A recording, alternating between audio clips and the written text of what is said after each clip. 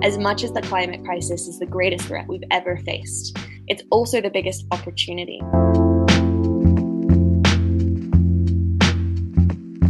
Welcome back to the DWD podcast, a podcast focused on ending polarization through conversation. This week, we're joined by Clover Hogan. Clover, thank you so much for being here.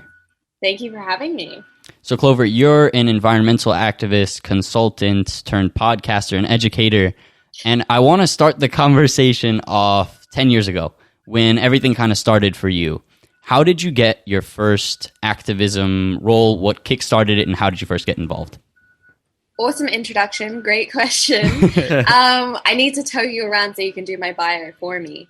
So I grew up in Australia's tropical North Queensland. As I often say, I literally was fishing frogs out of the toilet and dodging snakes that hung from the ceiling. Oh my God. So for me, nature was never an other. It was a really integral part of my lived experience. And I have a dad who's a botanist. My mom's a personal development coach. So in many ways, I was kind of the lab experiment of those two things combined. But the real tipping point and the catalyst for me was when I was 11 years old and started watching documentaries. So I watched The Cove, I watched Food Inc. and Inconvenient Truth. And I went from having this very sheltered reality bubble to suddenly it being burst and realizing the extent of exploitation, the extent of destruction of the environmental world. And it filled me with a pretty overwhelming sense of despair and frustration and this real kind of cognitive dissonance. When I learned about the climate crisis, when I learned that this was an existential threat like nothing we'd ever seen before that would be very directly affecting, all of our lives, I was like, why aren't we talking about this at the dinner table, right? Like, why aren't our leaders talking about this? Why are they, talking about petty issues or vested interests? Why aren't we talking about the things that really matter? So I had a lot of respect for people amidst that kind of despair who were shining light on the problems, right? Who were communicating and using their skills to raise awareness around the world. And so I looked to those journalists, those filmmakers, and decided that I wanted to spend the rest of my life being a voice for the voiceless, and I wanted to commit myself to this. So with all of the gusto that an 11-year-old has, I shared this dream with my parents, and within a couple of years had coerced them into leaving Australia so that I could move to Indonesia and go to school in the jungle at a place called the Green School. Green School is wall-less bamboo classrooms in the middle of the jungle, and the kind of antithesis of the standardized education system. It's really about learning by doing. So instead of studying math from a textbook, we would go down to the local river, design a bridge, build that bridge with the community, then turn it into a social enterprise. So instead of asking young people to pursue careers we have no love for, it's about asking young people which problems in the world they want to solve. When I was 16, I realized what that problem was. So by that point, I had been working within the United Nations. I'd been lobbying stuffy dudes in suits into waking up to the urgency of the challenges. And then mid-conversation at COP21, which is this Paris Agreement for climate, and a very, very historical moment in rallying world leaders together, I was at an event, a sustainability event that was sponsored by Coca-Cola and BMW. It was my first experience of true greenwashing, right? So when companies kind of pretend to do the right thing when they have no real interest in solving the challenges.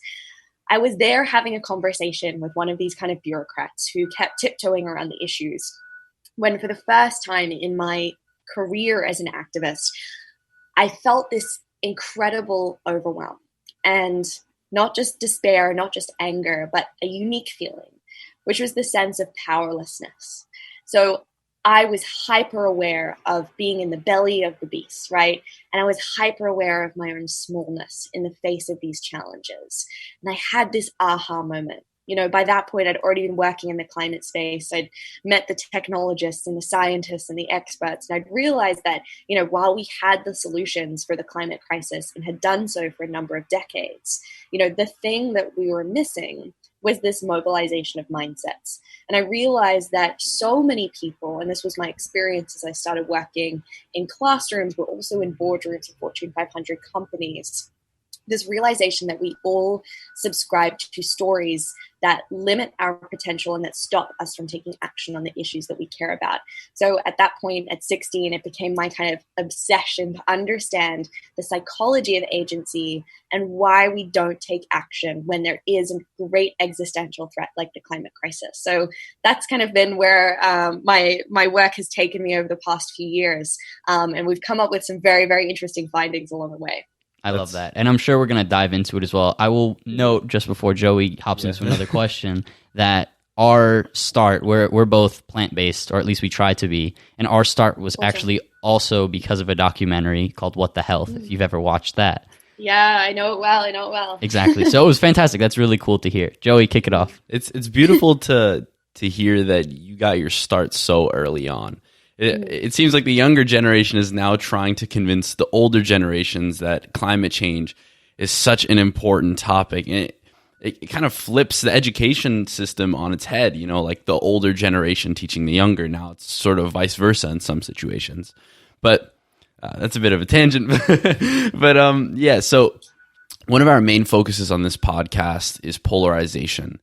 Everything around us seems to be getting more and more polarized, based more and more on partisan politics. In your opinion, why do you think that climate change is such a polarizing topic? Oof, great question.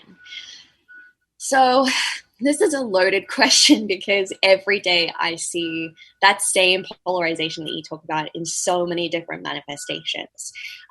One form of polarization that I've become hyper aware of working in the kind of intersection between, you know, youth leadership and climate activism, working with businesses, is this intergenerational polarization. And you see it often in the wake of protest, right? Young people are pushing for demands. They're, you know, showing up, they're loud, they're vocal, they're passionate. And yet in the wake of protest comes this powerlessness when those demands are not met by those who generally are quite a few years older and are in another generation altogether. And so this real kind of finger pointing happens. You know, young people are pointing to the older generation saying, you know, how have you betrayed us? How have you let us down in this way? And older generations are turning around and saying, well, you know, you're too naive. You don't understand how the real world works, whatever. And it's really, really important that we begin to break down this siloing, right? And this separation, because you also see it in, you see how that same polarization within the environmental space has prevented us from taking bigger steps, right? I'm most curious about how to facilitate a conversation between, you know, the protester gluing themselves to the shell building and the person in the C-suite, right, who's making the big decisions. If you want to get kind of psychological about it, polarization happens when we other someone else, right? Polarization happens when there is a breakdown in communication, when you project onto someone something that you're maybe not willing to kind of own up to in yourself. So we see a lot of resentment in the environmental space and people who are fighting for a lot of these issues because they're unable to empathize with the people who are in those perceived positions of power, with the decisions that they're having to make, the responsibility that they hold. And that's why it's been really powerful as a young climate activist to occupy those spaces and to have those conversations with, you know, boardroom executives, because for a long time, I also subscribed to this kind of othering, right? It was very much coming at this from an us versus them mentality. And that was built on the belief system that they were fundamentally different from me, right? And I couldn't empathize with their situation. I didn't understand why they were making the decisions that they were, why they weren't waking up to the urgency of these challenges. And I thought that it was coming from a place of selfishness or greed or any of these, you know, kind of very ego-based emotions. And yet when I began to have those conversations, I realized that the same stories I was hearing working with 11-year-olds about being too small to make a difference, of feeling disempowered, of, you know, the system being too broken to create meaningful change.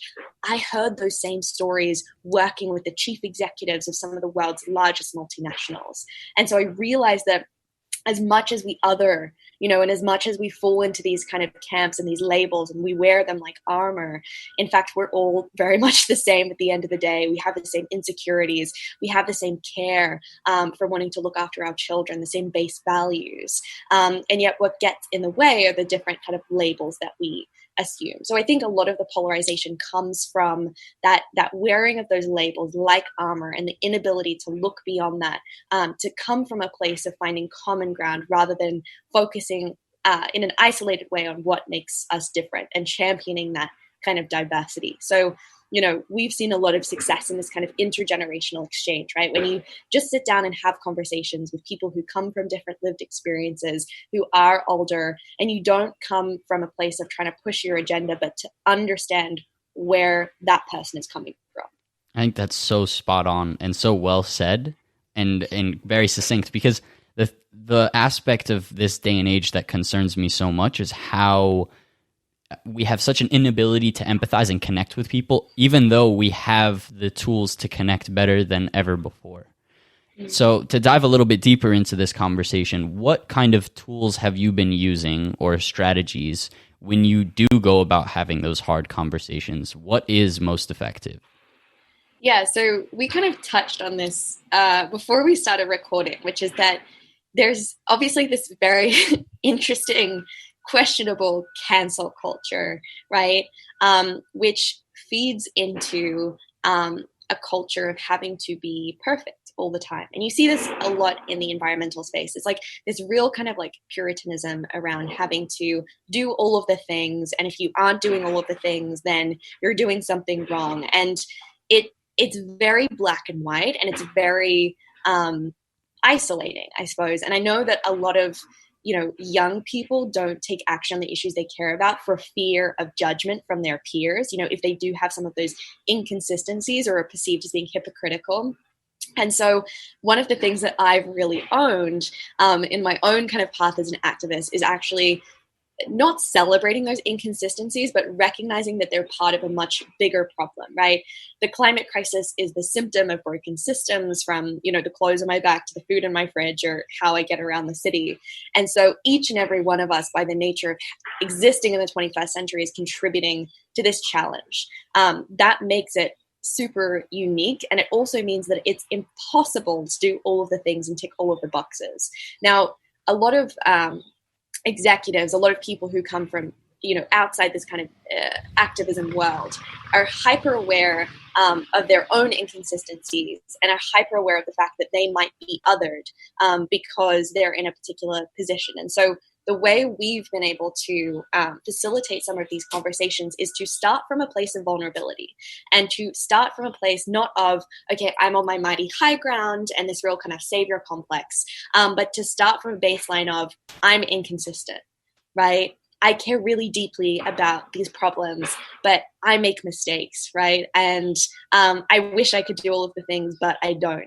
And when you open up in that way, and you have the kind of courage to not feel that you need to hold up this facade of being perfect, and you don't come from a place of pointing out, but from a place of pointing in and like recognizing your own fallibility and your own inconsistencies, it creates the spaces for other people to also be vulnerable in some of those feelings, and for executives, for leaders to look at themselves, and rather than pushing this kind of leadership of having to be perfect and polished all the time and have all of the answers, look at themselves and say, oh, okay, wow, I'm maybe not showing up in a role that is consistent with my values, and I want to be able to dive into that a little deeper.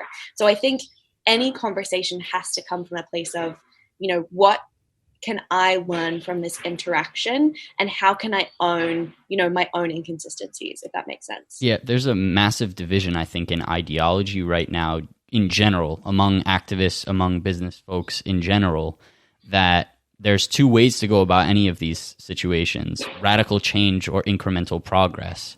Yeah. And I definitely think both of those have to be held in juxtaposition with each other. And we ought to talk and flesh out the details of what a radical shift in our businesses would look like to be more sustainable, but at the same time, reducing a barrier of entry for people who do want to participate is so important. Definitely.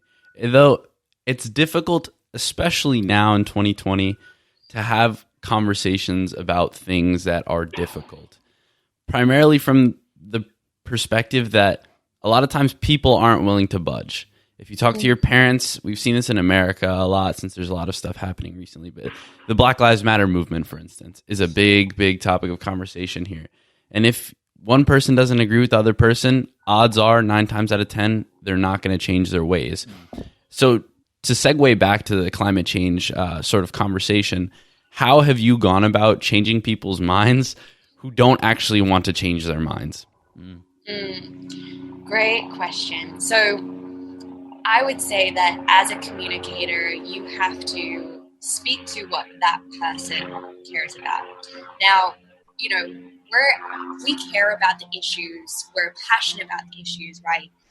We stake so much of our identities on like fighting for the causes that we care about.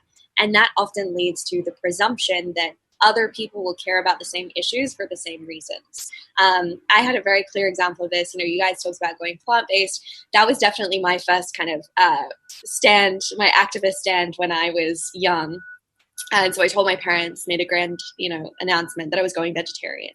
And I was about 11 at the time. For background, my dad is French and he's also a chef. And so to come out as a vegetarian was almost like a betrayal of so much of his culture and what he cared about. And like his real way of connecting with us as children was to cook for us. And that was the thing that brought the family together. So in many ways, he felt that I was rejecting something much more than, food, but his identity and his culture. And that meant that vegetarianism was a really heated topic of conversation. It, pervaded every conversation around the dinner table for not just like a few months, but like years of my life. And I didn't realize until I started working at Impossible Foods, this company that makes meat from plants.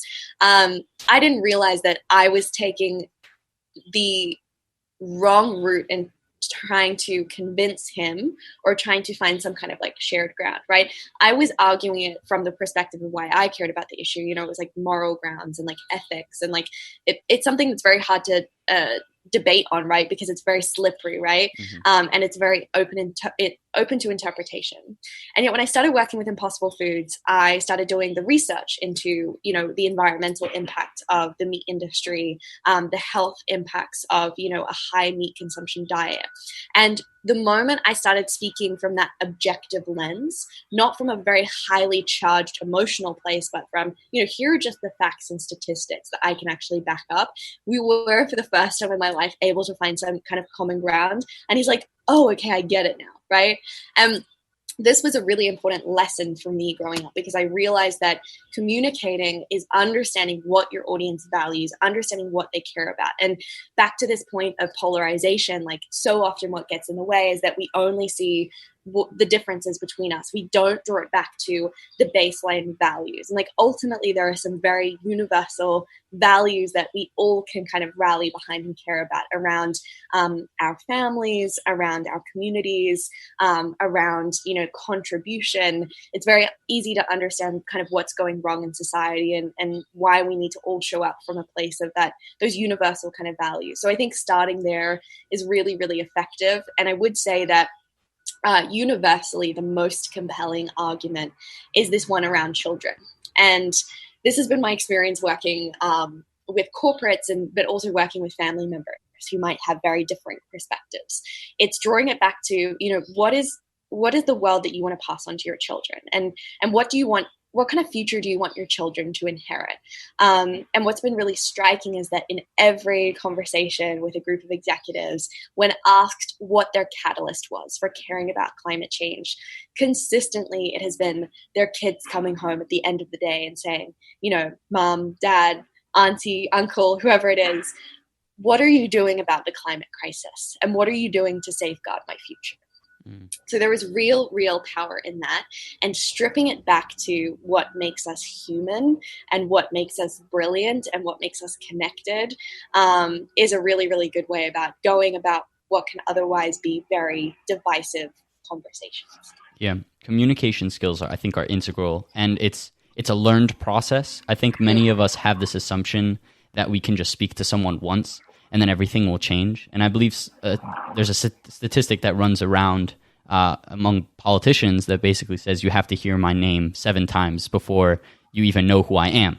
And I think the same is true of these difficult conversations. It's not a one-off break in event and everything will change. You have to have a continuous conversation. And that's where it can kind of be pessimistic at times. And this is where I want to turn this conversation to something that you've written and also spoken a lot about, which is a level of eco-pessimism within our generation. How have you gone about educating or just spreading information to uplift people when they feel like it can be such a difficult fight? This is a great question. All of your questions are brilliant. So there is an epidemic that we're not talking about, which is the rise of climate anxiety and eco-anxiety, and young people really, really despairing about the state of the world, and not necessarily in a way that rallies action or incites activism, but in a way that is shutting young people down. When I talk to my parents about, how they used to envision the future, it was one of flying cars and disease being eradicated and very utopian kind of vision. When I talk to young people now, it's incredibly dystopian. Like, it's something out of a Hollywood blockbuster of cities being underwater, of food system collapse, of, mass migration. In essence, what all of the scientists are telling us is going to happen if we don't, create a transformation in our society to avoid climate breakdown. So young people as early as 11 years old are telling me, well, I don't think I'll go to university because what's the point of pursuing a career on an unlivable planet? I've had 13-year-olds tell me, I don't want to have children because it would be irresponsible to bring them into this world. So young people are not just anxious, they're despairing, they're fearful. And, there's research showing that over, 75% of young people in the UK are experiencing this kind of eco-anxiety, which a few years ago didn't exist as a term, but now is like a researched area. So young people are really, really suffering. But there's a fine line. So we talk at Force of Nature around eco-anxiety and ecophobia. So eco-anxiety can be thought of as the kind of emotions and feelings that wake us up to the problems, right? Fear, anxiety, overwhelm, frustration, anger. Ecophobia is kind of a close cousin, but also an even more niche part of this, which is our feeling of powerlessness in the face of these issues. So that's when we subscribe to some of the stories we were talking about earlier, of being too small to make a difference, of the system being too broken to create meaningful change. Now, in my own path of activism, for a long time, I experienced this kind of eco-anxiety, and it was something that I thought I had to beat into submission. And yet I realized that it was the perfectly natural human response to the state of the world. And in fact, rather than trying to suppress those feelings, I had to give them oxygen and I had to create space for them.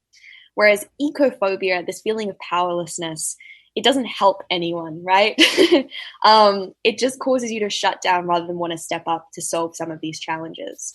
So we encourage young people to really come to terms with their anxieties about the state of the world, but to meet those anxieties with a sense of agency. Anxiety must be met with, okay, but what can I do to take action on this issue?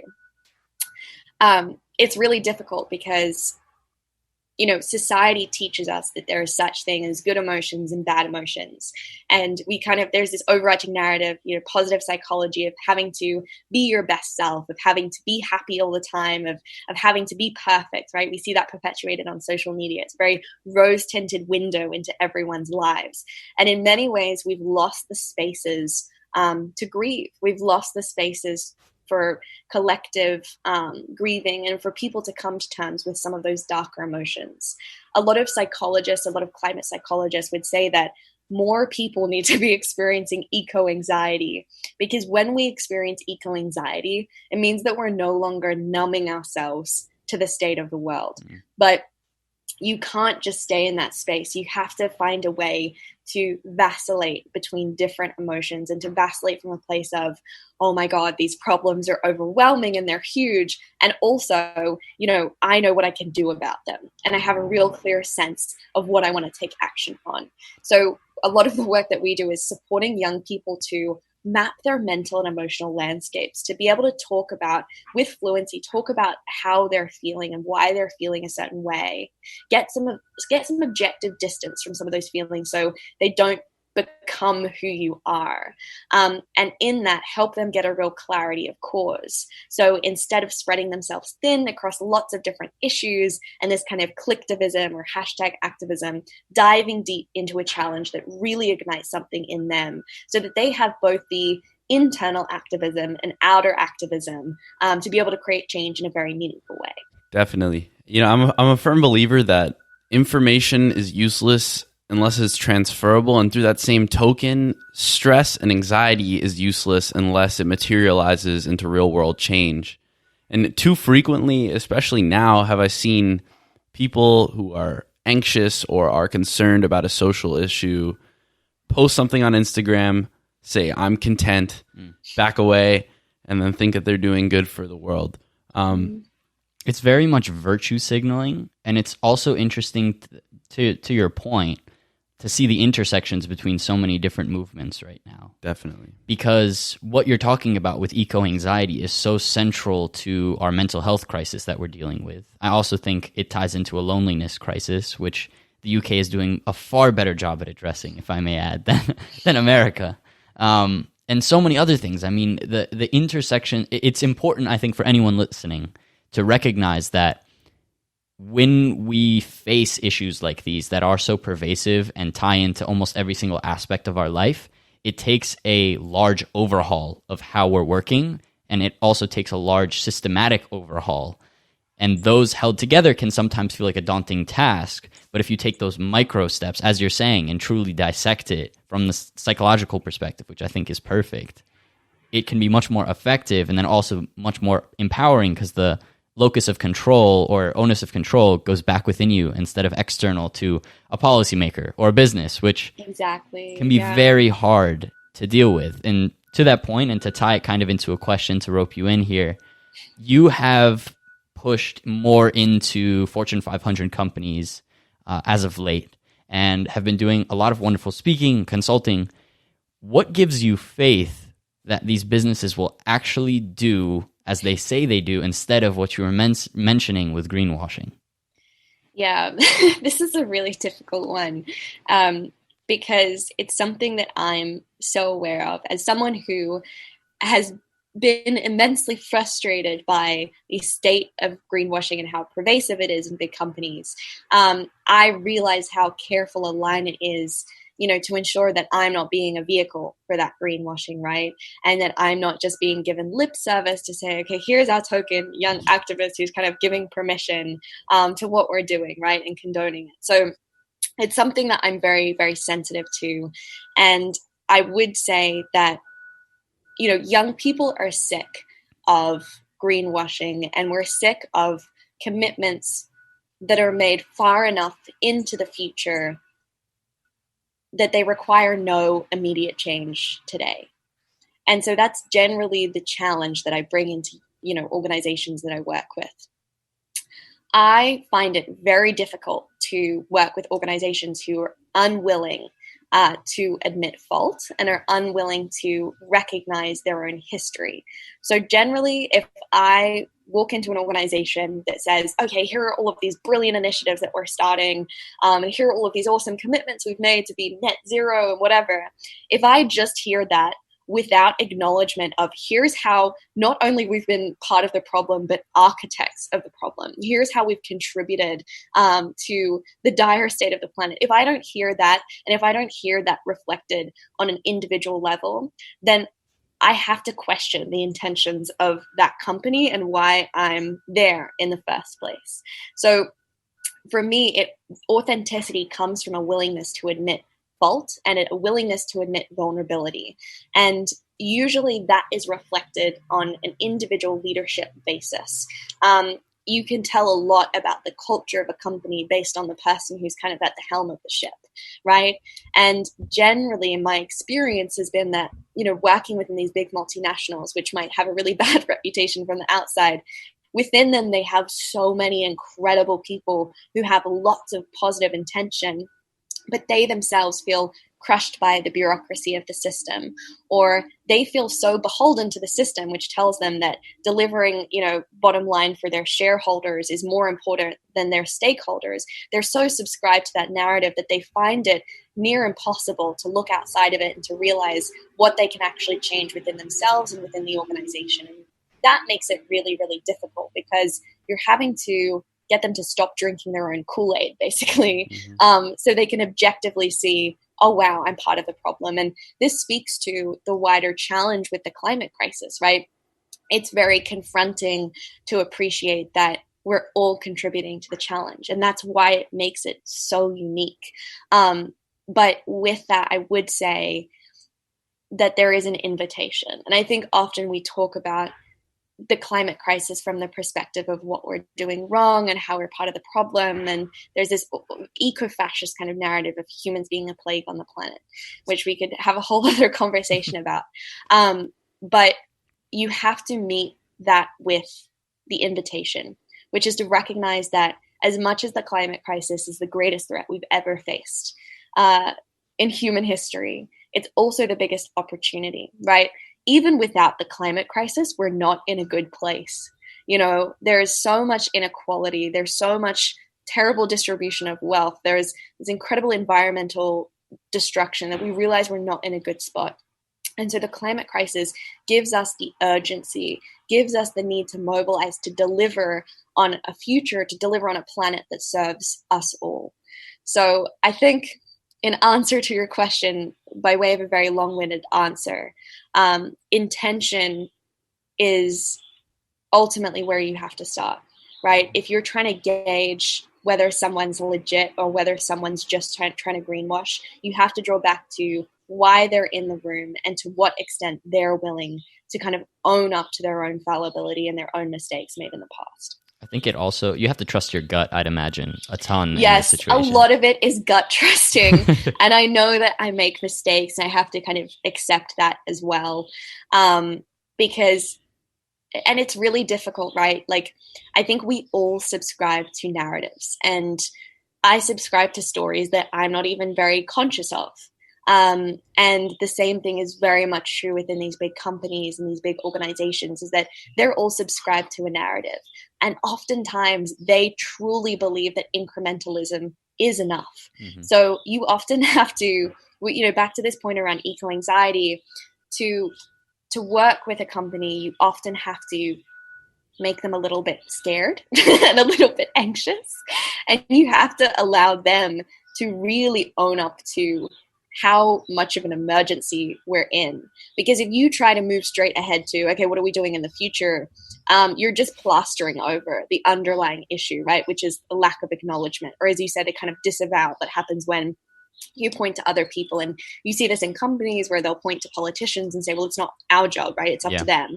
You'll see young people doing it, whereas where we say it's not up to us, it's up to businesses. You see policymakers saying, well, it's up to the people who elect us into power.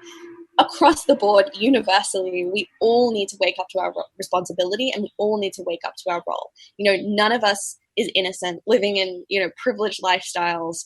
The people in North America and Australia and Europe, we're contributing to the problem, and the very people who are contributing least to the problem, largely in the global south, are the ones who are going to be experiencing the impacts of the climate crisis more than anyone else, and are already experiencing those impacts, right? There are young people in the Maldives who are losing their homes. There are kids in Bangladesh who are receiving flooding year on year, right? And so we have a responsibility, not just to the world, but to ourselves, to find our common humanity, to wake that up within us, and to realize that as much as we are part of the problem, we are all part of the solution, and we have a really exciting invitation before us to actually be change makers and to deliver a world that is better for our children. When do we know we've done enough? That's such a good question. It's loaded. It's not even an easy one, but I think there is no such thing as enough. And that's what's really difficult about working in this space, right? I think by way of public messaging, we speak in very blanket terms, right? We talk about having 10 years to solve the climate crisis. Yeah. The reality is there are some climate tipping points, right, that have already been triggered, right?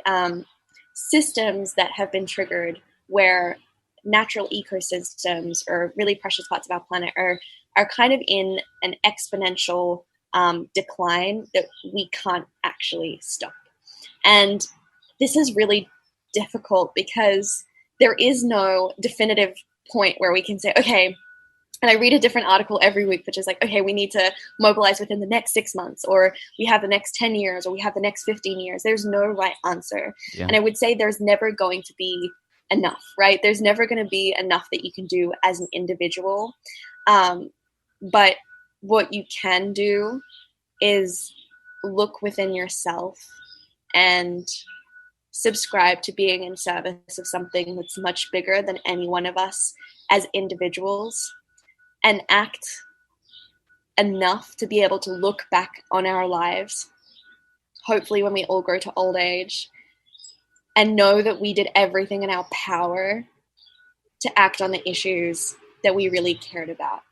And I don't think there's anyone who can objectively say this is enough or this is not enough.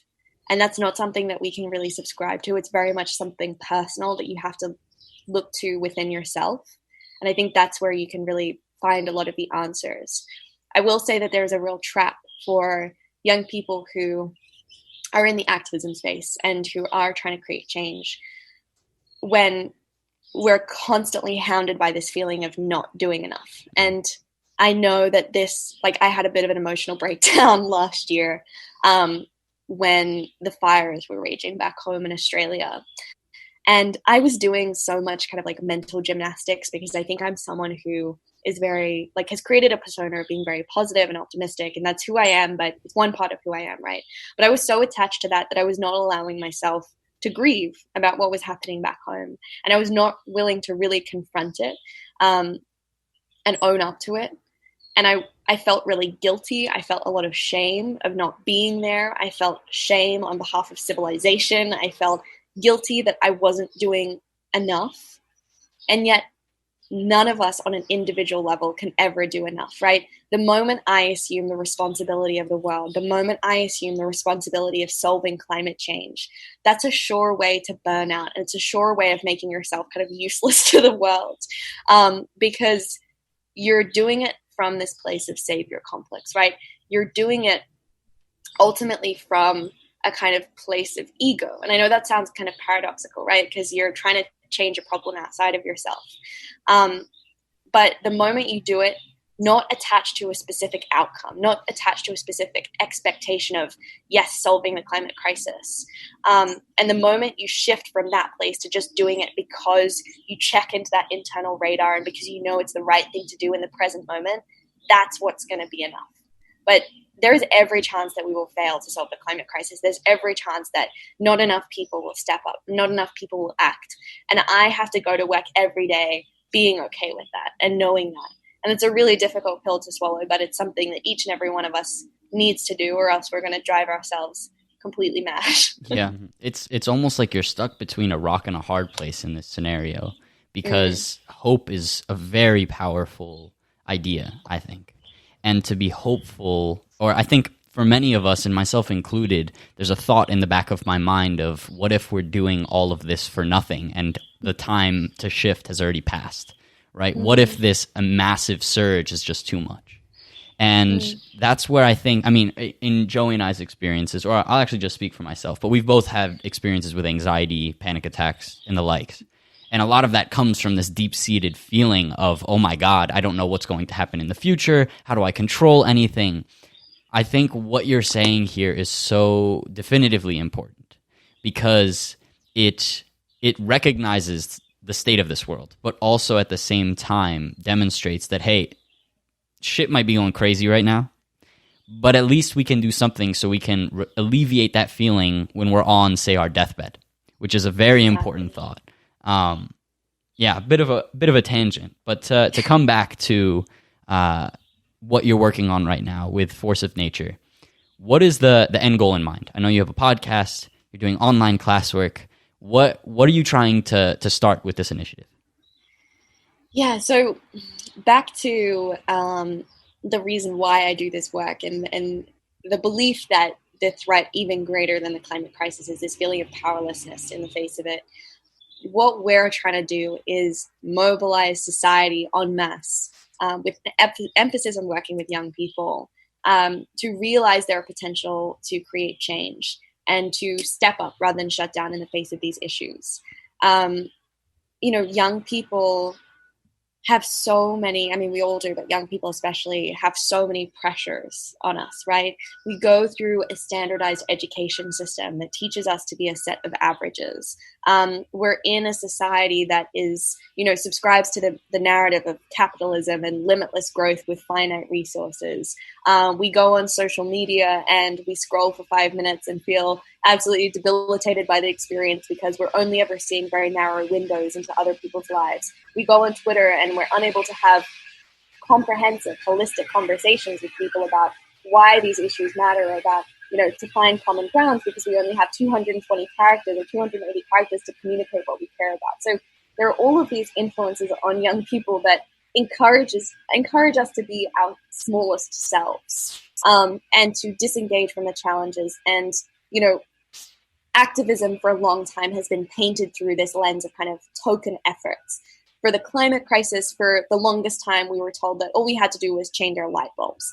There's this whole kind of movement of like coffee cup activism, right? Which is kind of doing the bare minimum and then swathing yourself in the assurance that you've done your bit. Understandably, young people are freaked out, they're anxious, they're overwhelmed, and they feel powerless. And so what our mission is, why we exist, is to mobilize young people to step up in the face of those challenges. And in doing so, to realize their potential, realize their power by existing at the junction of the problem they want to solve and their passions. So with all the research we've done, we've recognized that a really critical part of this is not just helping young people get a lot of focus on the problems that they want to solve, whether that's microplastics from the fashion industry or prison reform or food waste, but to show up to solve those problems according to where they're uniquely gifted. So drawing back to the education system, I was very lucky in that I had an unconventional education experience, and I learned from a really young age where my place in this kind of system was. I learned what my sweet spot was, what I love doing. I have so many friends who've been through the education system and have left it feeling really stupid because they haven't had an opportunity to realize where they're most gifted. And they go into a society that doesn't value diversity, that doesn't value our differences or where we're uniquely placed. And so we help them show up to solve the things they care about according to those gifts and talents, whether they're musicians, communicators, mathematicians, gardeners, whatever it is that they love doing and that ignites something within them.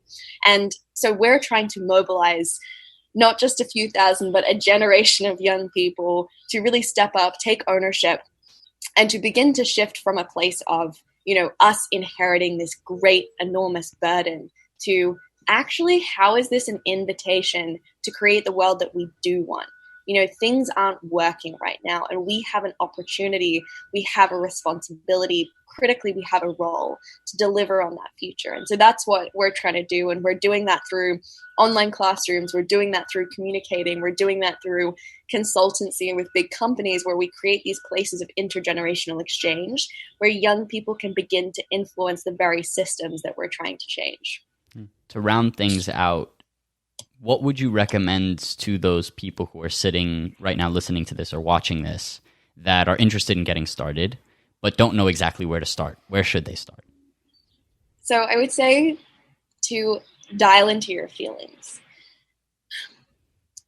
In the ravine between wanting to make a difference and feeling frustrated by an issue or getting upset about something and wanting to take action and taking that first step, in the ravine between wanting to make a difference and taking action, live these stories that we subscribe to, right? Stories of not being enough, stories of not being smart enough, of not being experienced enough, stories of it not being up to us, but it being up to someone else. the way we begin to circumnavigate those stories, which all of us subscribe to, is to dial into those feelings.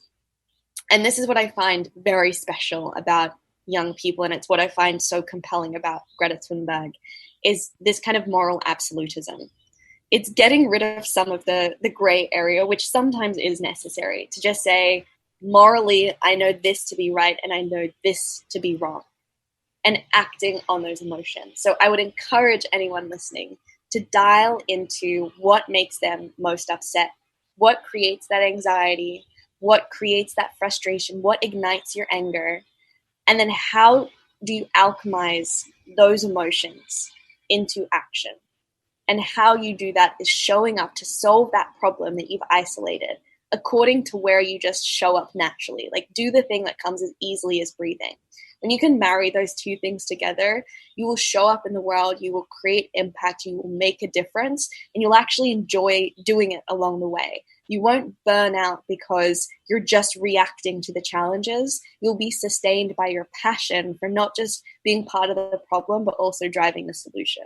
That's great advice for activism, but I also think it's great life advice in general. You should probably assess every once in a while. Exactly. So we've definitely put you through the ringer with these questions, but as a token of our appreciation, please let us roll out the red carpet virtually, of course. Where can the people find you and all the work that you're doing right now? Thank you. Yeah, so you can find Force of Nature at forceofnature.xyz on Instagram, also forceofnature.xyz if you Google us. And then you can find me at Clover Hogan on all of the platforms, save TikTok. I'm yet to be a convert to that one. But yeah, please do reach out. We're here to support and mobilize. So thank you so much for having me. It was absolutely awesome. I feel like we could have gone for many more hours. Definitely. Well, we love when that happens. Thank you, everyone, for tuning in to this week's episode. We will see you next week with another fantastic conversation. Clover, thanks again. We'll see you soon. Peace.